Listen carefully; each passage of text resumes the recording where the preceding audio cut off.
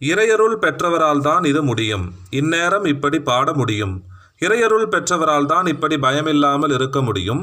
இறையருள் பெற்றவரால் தான் இப்படி பரவசமாய் காட்சி தர முடியும்.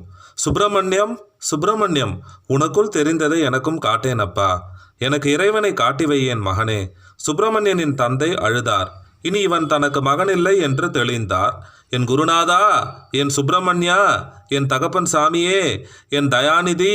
தொடர்ந்து சுப்பிரமணியத்தின் அப்பா உரத்த குரலில் சுப்பிரமணியத்தை நோக்கி கதறினார். நெருப்பென்று பாராமல் அவரை நெருங்க முற்பட்டார். ஐயாவையன் ஓடிப்போய் அவரை கட்டி கொண்டார்.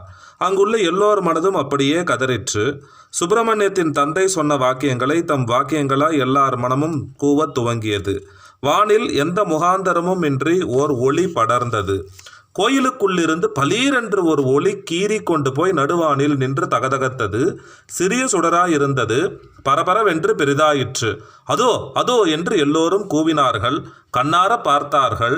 அரசன் தானே நீர்க்குடத்தை தன் முதுகில் கவிழ்த்து கொண்டான். வழியும் நீரினோடே வானம் பார்த்தான். வட்டமான சுடர் பார்த்தான். அது பெரிதாகி வருவது பார்த்து திகைத்தான். குடம் தவறவிட்டான். கை கூப்பினான். நிலவு, நிலவு, நிலவு! தாதிகள் கத்தினார்கள். வேலைக்காரர்கள் கூவினார்கள். தொலைவே ஜனக்கூட்டத்தின் மிகப்பெரிய ஆரவாரம் காதில் விழுந்தது.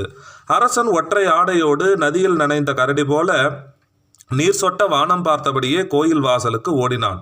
நிலவு இன்னும் பெரிதாயிற்று. பௌர்ணமி நிலவை விட 3 மடங்கு பெரியதாய் மிக பெரிய வட்டமாய் வானத்தில் நிலைத்து நின்றது. சுப்பிரமணியம் கண் திறந்தார். நிலவு பார்த்தார். அம்மா என்று கூவினார்.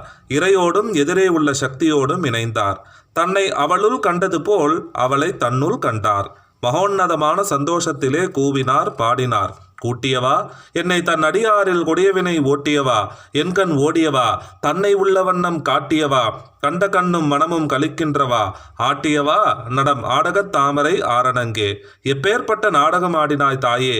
உன்னை வெளிப்படுத்த என்னை கருவியாக்கி கொண்ட ஆடகத் தாமரை அணங்கே, என் மூலம் திருக்கடவுர் முழுவதும் உன் இருப்பை நிரூபித்து விட்டாயே.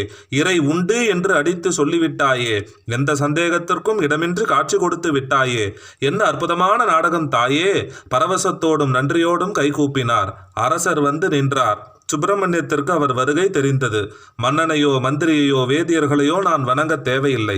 பரிவார தேவதைகளோடு காட்சி தரும் அபிராமியே, நெஞ்சில் வஞ்சமுள்ளவரோடு நான் தொடர்பு கொள்ள மாட்டேன். என்னுடையதெல்லாம் உன்னுடையதே என்று உன்னை தொழும் அடிவரோடு பிணங்க மாட்டேன். இதை என் அறிவால் நான் பேசவில்லை. என்னுள் நீ ஏற்றி வைத்த பேரொளியால் பேசுகிறேன். அரசனுக்கு சுருக்கென்று தைத்தது. பயத்தில் உடம்பு பதறியது. நிலவை பார்க்க பார்க்க கண்கள் இருண்டன. அணங்கே அணங்குகள் நின் பரிவாரங்கள் ஆகியினால் என்ற